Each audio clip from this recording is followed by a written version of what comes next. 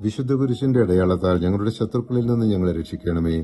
ഞങ്ങളുടെ തമ്പുരാനെ, പിതാവിന്റെയും പുത്രന്റെയും പരിശുദ്ധാത്മാവിന്റെയും നാമത്തിൽ ആമേൻ. പുതിയ നിയമത്തിലെ 27 പുസ്തകങ്ങളിൽ മൊത്തം 260 അധ്യായങ്ങളുണ്ട്. ഇതിൽ 5 പുസ്തകങ്ങളിലായി 50 അധ്യായങ്ങൾ വിശുദ്ധ യോഹന്നാന്റേതാണ്.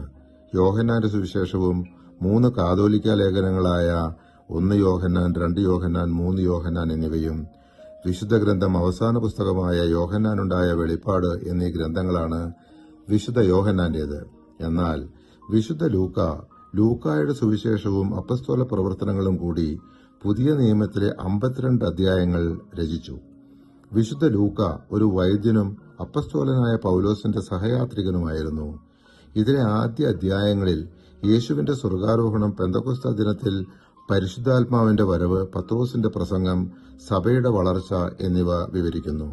മധ്യ അധ്യായങ്ങളിൽ പത്രോസിന്റെ സേവനം, സാവൂളിന്റെ അതായത് പൌലോസിന്റെ മാനസാന്തരം, സഭയുടെ വ്യാപനം എന്നിവയും, അവസാന അധ്യായങ്ങളിൽ പൌലോസിന്റെ സുവിശേഷ യാത്രകൾ, തടവുകൾ, റോമിലേക്കുള്ള യാത്ര, സഭയുടെ അന്താരാഷ്ട്ര വ്യാപനം എന്നിവ വിവരിക്കുന്നു.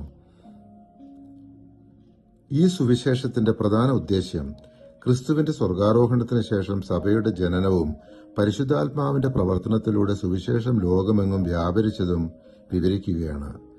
രക്ഷാകര പദ്ധതി വിജാതീയരെ കൂടെ ഉൾക്കൊള്ളുന്നതാണെന്ന് വ്യക്തമാക്കാനായി യേശു വിജാതീയരുടെ ഗലീലയിൽ പഠിപ്പിച്ചുകൊണ്ട് തന്റെ രക്ഷാകര ദൌത്യം ആരംഭിക്കുന്നതും, സകല ജാതികളോടും രക്ഷയുടെ സദ്വാർത്ത അറിയിക്കാൻ ശിഷ്യന്മാരെ ചുമതലപ്പെടുത്തിക്കൊണ്ട് അവസാനിപ്പിക്കുന്നതായും സുവിശേഷകൻ വിവരിക്കുന്നു.